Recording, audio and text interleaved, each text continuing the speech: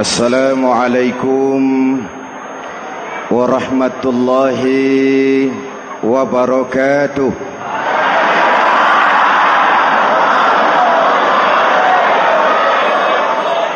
Alhamdulillahi rabbil alamin.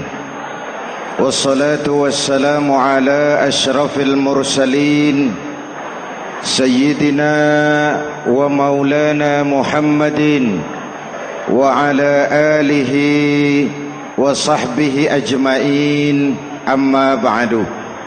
Para ulama yang saya muliakan, hadirin hadirat ma'asyiral muslimin yang saya cintai, banyak kita alami perubahan-perubahan yang terjadi, baik perubahan yang menyangkut sosial budaya, lebih-lebih yang menyangkut sosial politik. Yang tidak banyak mengalami perubahan adalah sosial ekonomi. Bahkan angka kemiskinan kita naik menjadi 3/5 dari total penduduk kita hidup di bawah garis kemiskinan, dan 20% diantaranya miskin mutlak. Perubahan-perubahan yang terjadi menyadarkan kita kepada kebenaran Al-Quran ketika Allah menyatakan wa tilkal ayyamu nudawiluha bainan nas. Hari itu kami putar di antara manusia. Ada saat datang, ada waktu pergi. Ada hari lahir, ada saat kembali. Ada waktu dilantik, ada saat menyerahkan jabatan. Hari kami putar di antara manusia dan hidup cuma sekadar menunggu giliran. Soalnya kemudian di tengah perubahan-perubahan yang terjadi begitu cepat, what must we do now?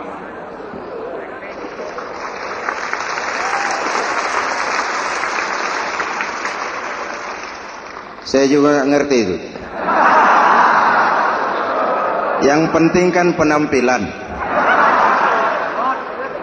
Saudara-saudara kaum muslimin di seluruh tanah air, jadi pemimpin adalah pelayan bagi orang yang dipimpinnya.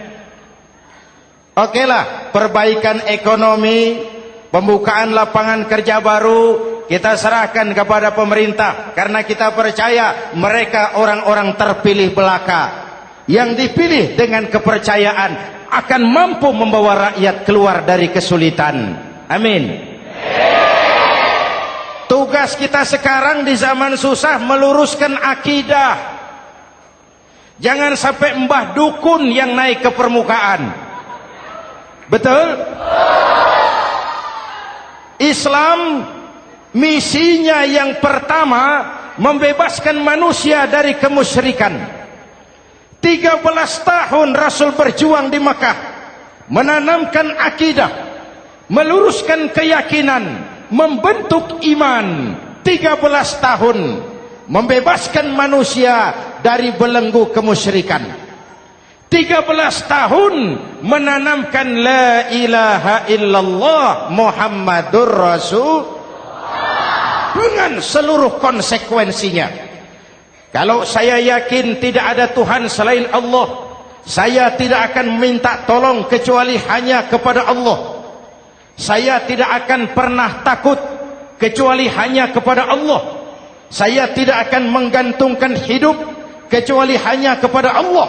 Saya tidak akan minta rizki kecuali hanya kepada Allah. Saya tidak akan melarikan persoalan kecuali hanya kepada Allah. Kalau konsekuen dengan keyakinan ini, mbah dukun nggak dapat tempat.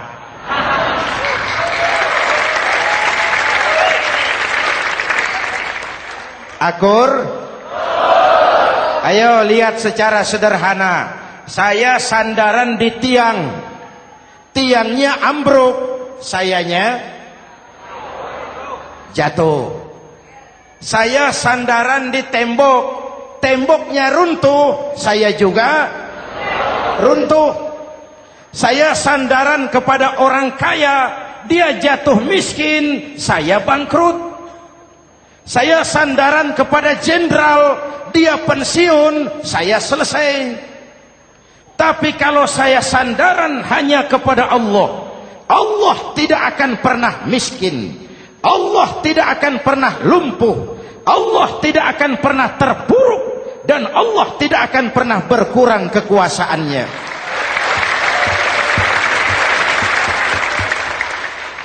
Maka umat Islam, sesulit apapun zaman yang kita hadapi, Allah juga tempat kita bersandar.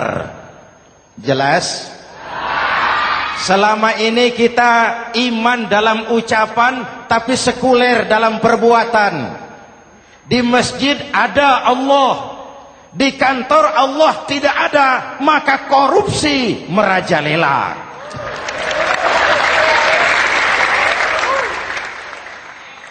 Di masjid ada Allah, di pasar Allah tidak ada, maka timbangan tetap curang. Kita iman dalam ucapan, tapi sekuler dalam perbuatan. Oleh karena itu, sesulit apapun zaman yang kita hadapi, iman jugalah pegangan kita. Allah juga tempat kita bersandar. Boleh zaman berubah, akidah jangan sampai goyah. Karena iman kita hidup, untuk iman kita berjuang, dan dalam iman kita ingin kembali menghadap Allah Subhanahu.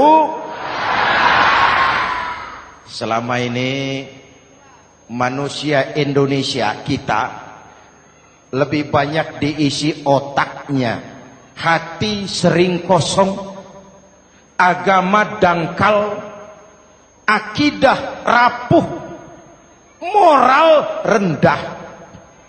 Memang kemudian muncul banyak orang-orang pintar, cuma sayang tidak benar.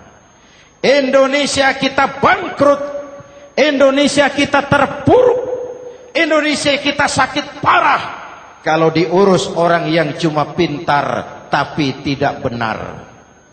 Kita perlu orang-orang pintar, tapi kita lebih perlu orang benar. Jelas?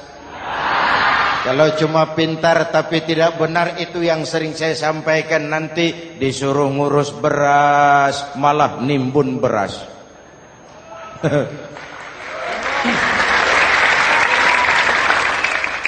Disuruh ngurus laut malah jadi bajak laut. Disuruh ngurus hutan rame-rame jadi orang hutan. Jutaan hektar hutan Indonesia kita ini merupakan kekayaan sumber daya alam kita yang harus digunakan bagi sebesar-besar kemaslahatan rakyat. Yang disuruh ngurus hukum malah bikin hukum seperti pisau, tajam ke bawah, tumpul ke atas. Jangan heran lalu di masyarakat muncul street justice, pengadilan jalanan, sebagai refleksi dari ketidakpuasan melihat sikap hukum yang sangat berpihak. Kalau yang kecil salah, hukum cepat-cepat ditegakkan.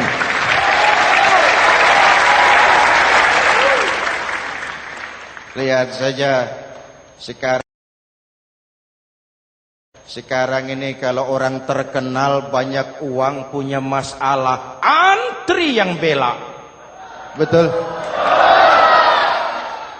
Tapi saudara lihat si Marsinah di Jawa Timur, si Sengkon dan Karta di Jawa Barat, si Udin Bernas wartawan Jogja terseok-seok mencari keadilan, sampai hari ini urusannya masih remeng-remeng. Kenapa bisa begitu? Jawabannya sederhana, tidak ada fulus. Ada fulus mulus, tidak ada fulus manfus. Betul? Jangan sampai para penegak hukum kita terjebak pada lagu baru, maju tak gentar membela yang bayar. Biar bertentangan dengan nurani, biar bertentangan dengan public opini, biar bertentangan dengan rasa keadilan. Siapa yang bayar, itulah majikan. Mau benar atau salah, belain terus. Kalau seperti inilah hukum kita, mafioso keadilan akan tetap gentayangan. Hadirin yang saya hormati, 13 tahun beliau berjuang di Mekah, meluruskan keyakinan, memantapkan akidah, meneguhkan iman. Dari situ segalanya dimulai, dan ke situ segalanya akan menuju.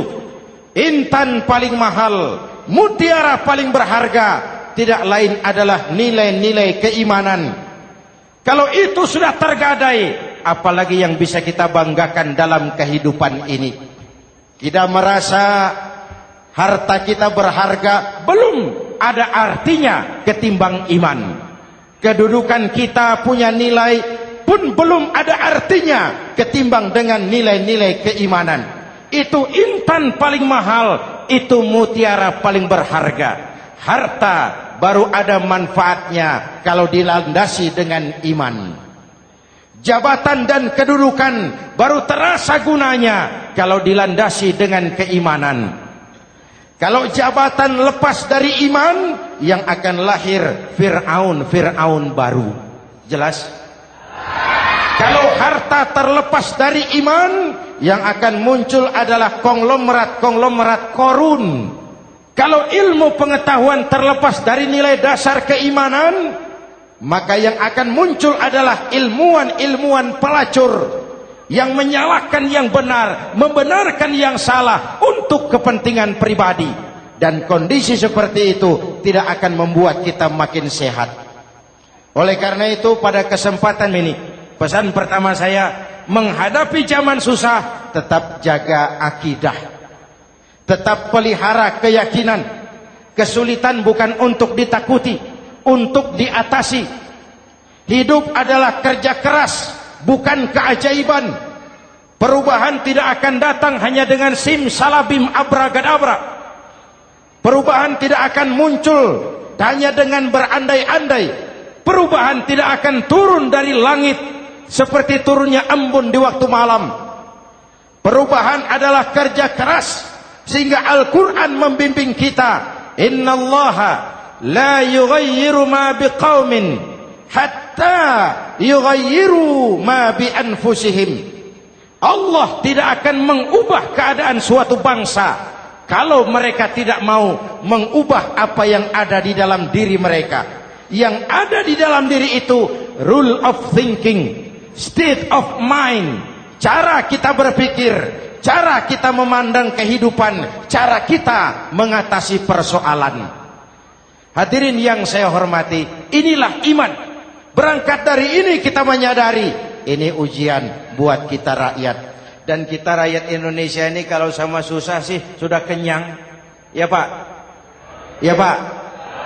Kita ini sebagai bangsa mengalami apa yang disebut oleh Bung Karno up and down. Naik, turun, timbul, tenggelam, pasang, surut. 350 tahun dijajah oleh Belanda, kita susah. Berangkat Belanda masuk Jepang, susah lagi. Pergi Jepang, datang nikah, susah lagi. Lalu kita merdeka, dirongrong oleh berbagai pemberontakan, susah lagi. Makan bulgur, antri minyak. Lalu PKI berontak, susah lagi. Muncul orde baru, lama-lama susah lagi. Orde baru selesai, naik reformasi, mulai repot nasi, susah lagi.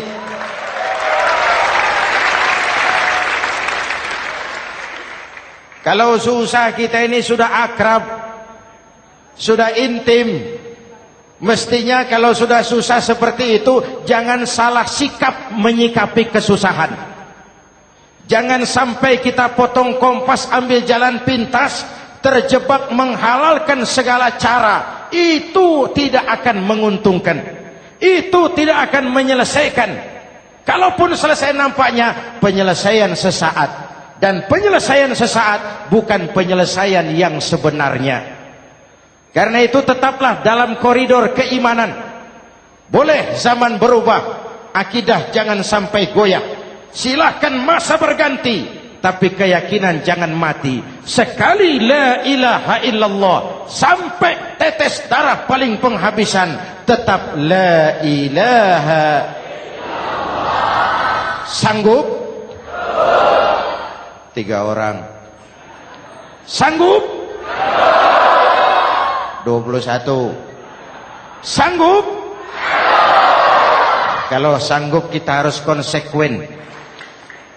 Saudara-saudara di seluruh tanah air, misi yang kedua dari Islam setelah membebaskan manusia dari kemusyrikan, membebaskan manusia dari ras diskriminasi, mengikat manusia dengan tali akidah.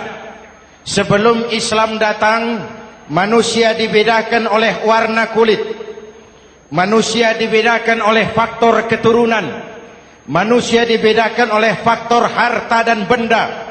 Adalah Rasul yang mengajarkan, innallaha la yanzuru ila suwarikum wala ila amwalikum walakin yanzuru ila qulubikum wa a'malikum. Allah tidak melihat potonganmu, Allah tidak melihat hartamu. Yang Allah lihat itu adalah hatimu dan amal perbuatanmu. Jauh sebelum Amerika teriak-teriak membanggakan apa yang mereka sebut sebagai Declaration of Independence, Nabi sudah mengajarkan kepada kita semua, An-nas kulluhum li Adam wa Adam min turab, la fadla li Arabiyyin ala ujamiyyin illa bittaqwa. Seluruh manusia berasal dari Adam. Adam diciptakan dari tanah. Tidak ada kelebihan Arab dengan yang bukan Arab kecuali takwanya. Jauh sebelum Amerika mencanangkan bahwa semua manusia dilahirkan sama, that all men are created equal. Jauh sebelum itu Islam sudah membebaskan manusia dari ras diskriminasi. Apa dalam konteks kekinian? Menghadapi zaman susah, tetap jaga kerukunan. Ya Pak, ya Bu, oi Bu. Menghadapi zaman susah, tetap jaga kerukunan, baik antar umat seagama, antar umat beragama, maupun antar umat beragama dengan pemerintah. Menjaga kerukunan. Jangan saling sikat sikut di antara kita. Sebab kalau sudah rukun, saya ajak berhitung. 1 ditambah 1 sama dengan, itu matematika namanya. Hasilnya pasti. Tapi angka sosial hasilnya aneh. Saya ubah jadi angka sosial. Ayo kita berhitung lagi. 1 orang takut ditambah 1 orang takut sama dengan 2 orang setengah berani. Kenapa setengah berani? Karena sudah berdua. Tadi kan takut sendiri. Kalau sama-sama takut berkumpul jadi setengah berani. Kalau ditambah 1 orang takut lagi, 1 orang takut ditambah 1 orang takut ditambah 1 orang takut sama dengan 3 orang berani. Kenapa jadi berani? Karena sudah bertiga. Kita yang lemah, kita yang marginal, kita yang dikucilkan, bahkan kita yang dilecehkan, kalau mau rukun kita akan kuat dan tidak bakal dipermainkan orang.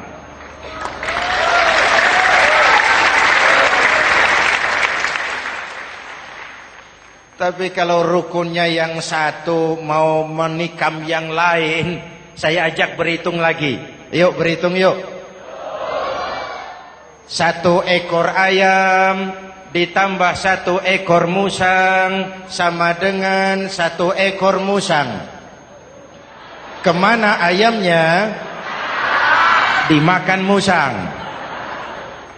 Betul nggak nih hitungan?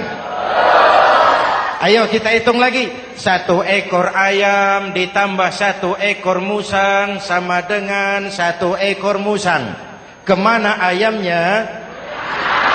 Dimakan musang. Jadi kalau kita suka kumpul dengan orang yang mau makan kita, selesailah kita.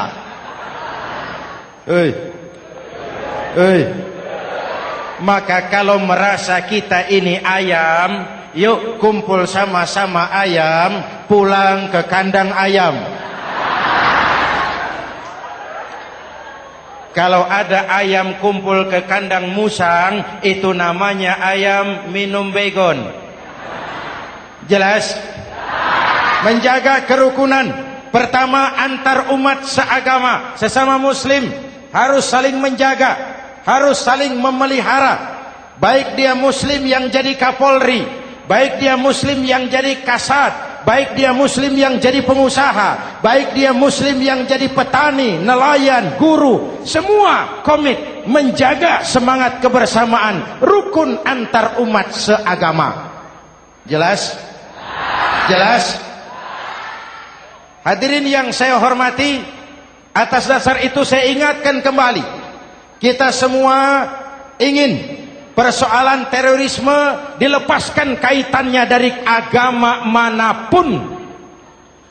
Tidak ada kaitannya terorisme dengan Islam, dengan Kristen, dengan Hindu, dengan Buddha. Tidak ada kaitannya terorisme dengan pondok pesantren.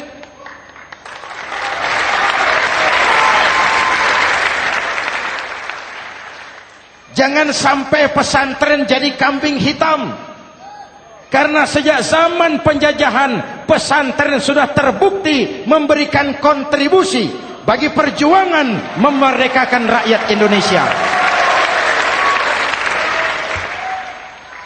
Rukun antar umat seagama. Yang kedua, rukun antar umat beragama. Islam ini rahmatan lil. Jangankan manusia walaupun berbeda agama, binatang saja dihormati. Ada hadis, fa iza zabahtum fa ahsinuz zibhata. Kalau kamu menyembelih hewan, sembelihlah dengan cara yang terbaik. Jangan menyembelih ayam dengan pisau tumpul. Itu namanya tidak berperi kebinatangan. Yang kecil lagi, saudara buka babul istinja, makruh buang air kecil di tanah yang berlubang. Sebab apa? Pertama, menjaga kesehatan. Siapa tahu di lubang yang saudara buang air kecil itu ada gas beracun. Kalau tidak, melindungi binatang yang ada di dalam lubang. Siapa tahu di lubang yang saudara buang air kecil itu ada semut sedang rapat membahas terorisme. Apa dosanya lalu mati dikencingi? Ini namanya rahmatan lis semut. Binatang saja dilindungi. Maka perbedaan agama tidak harus menyebabkan kita bertolak belakang. Perbedaan agama bukan alasan untuk saling bermusuhan. Apalagi kita sudah menyadari tentang kemajemukan kita, tentang kebinekaan kita, tentang keragaman kita. Rukun antar umat beragama. Saling menghormati, saling menghargai, tapi tetap dalam batas lakum dinukum. Lalu rukun antar umat beragama dengan pemerintah. Hadirin yang saya hormati, yang benar kita dukung, yang salah kita perbaiki dan kita tegur menurut cara-cara yang diajarkan oleh agama kita. Dan sholat berjamaah, pendidikan bernegara yang paling bagus. Tadi kita sholat ada imam, ada makmum, betul? Makmum wajib ikut imam kalau imam benar sholatnya. Rakyat wajib ikut pemimpin Kalau pemimpin benar mimpinnya. Masyarakat Islam ini loyal. Masyarakat Islam ini bukan pemberontak. Masyarakat Islam ini taat dan setia. Kapan? Kalau imamnya benar. Imam takbir, makmum. Imam ruku, makmum. Imam i'tidal, makmum. I'tidal. Imam sujud, makmum. Tapi kalau imam keliru, mestinya imam ruku malah sujud. Salah imam ini. Tegur. Siapa yang wajib negur? Makmum yang sop terdepan.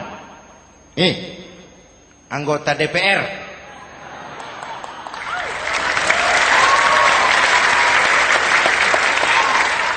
Ini wakil-wakil makmum ini. Sop di depan ini. Kalau imam keliru mereka paling tahu. Ngomong. Tegur. Bagaimana negurnya? Ada aturan main. Mestinya ruku, imam sujud. Salah ini imam. Subhanallah. Kan begitu negurnya. Betul? Tidak boleh juga imam keliru, makmum emosi. Main pegang. Weh, makmum salah. Hoi, hoi. Kacau sholat. Betul? Anggota dewan ini, soft di depan. Itu kalau imam keliru. Satu saat imam buang angin. Namanya manusia bisa buang angin toh. Apa makmum lalu berkata, demi kesetiaan saya kepada imam, imam buang angin, saya lebih keras lagi. Itu namanya fanatisme buta, loyalitas yang goblok. Imam buang angin, minggir. Iyyaka na'budu wa iyyaka nasta'in. Sampai situ imam buang angin, minggir imam. Lalu soft yang di depan maju. Tidak usah bikin sholat baru, teruskan pekerjaan imam. Ihdinas siratal mustaqim. Teruskan. Kenapa? Kalau bikin sholat baru lagi, nanti buang angin lagi. Bikin lagi sholat. Kapan selesainya sholat? Kapan selesainya membangun negara ini? Yang penting imam tahu diri, buang angin, minggir.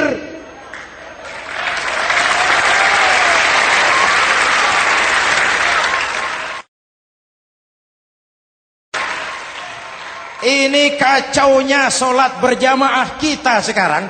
Kacaunya negeri kita sekarang. Banyak imam sudah buang angin, gengsi. Diam aja merasa nggak punya salah. Dikasih tahu sama makmum, imam tadi buang angin ya, malah jawab sedikit. Apa kalau sedikit lalu tidak batal sholat itu? Mekanisme kehidupan sosial yang diatur lewat tuntunan sholat berjamaah. Sehingga Nabi berpesan, kun imaman muta'an au ma'muman muti'an fala takun thalisan jazu'a. Kalau jadi pemimpin, jadilah pemimpin yang ditaati. Kalau jadi makmum, jadilah makmum yang mentaati. Jangan jadi golongan ketiga pemecah belah. Di depan tidak jalan, di belakang takut, ditaruh yang di tengah, di depan didorong, yang belakang ditendang. Ini namanya biang kerok. Saudara-saudara, dari uraian singkat ini saya ambil beberapa catatan pokok. Pertama, kalau ada intan paling mahal, kalau ada mutiara paling berharga dalam hidup kita, itu tidak lain adalah karena keyakinan. Hidup jadi indah, hidup jadi berharga, hidup jadi berarti kalau didasari atas sebuah keyakinan. Dan keyakinan itu tidak lain adalah nilai iman kita, akidah kita kepada Allah Subhanahu wa taala. Yang kedua, tetap menjaga kerukunan. Sesulit apapun zaman yang kita hadapi, kita tetap harus menjaga semangat kebersamaan. Kita harus tetap menjadi lem perekat yang menjaga keutuhan, baik sebagai bangsa maupun sebagai umat. Perbedaan adalah wajar, harus dihormati sebagai ciri kehidupan berdemokrasi. Tapi jangan perbedaan menjadi sebab kita bermusuhan, dan jangan perbedaan menyebabkan kita saling berpecah belah. Hormati perbedaan, jangan perbedaan dipandang sebagai permusuhan. Dengan akidah yang kuat dan kebersamaan yang kokoh, ayo kita hadapi kesulitan, kita atasi kesulitan, dan dengan kerja keras untuk menyongsong hari esok yang lebih pasti. Mari kita Fatihah, semoga Allah memelihara kita bangsa Indonesia ala hadhihi niyyah wa ila hadratin nabi. Al-Fatihah.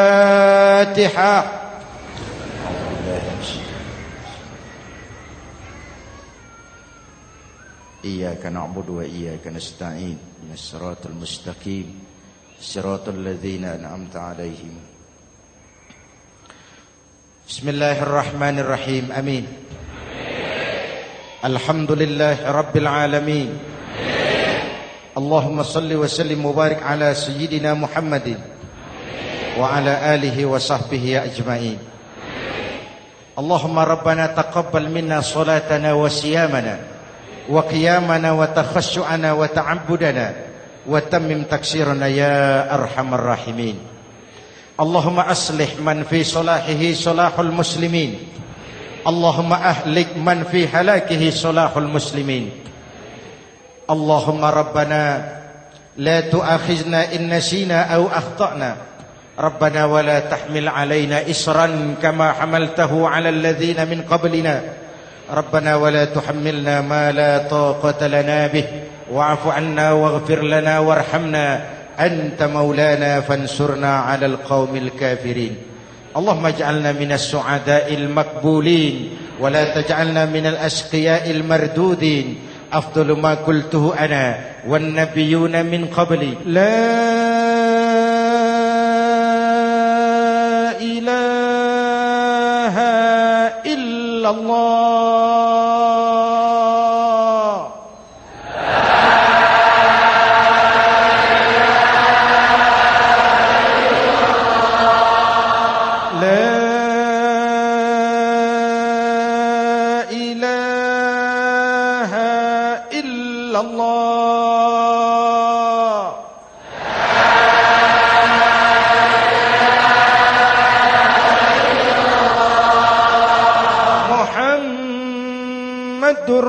Rasulullah.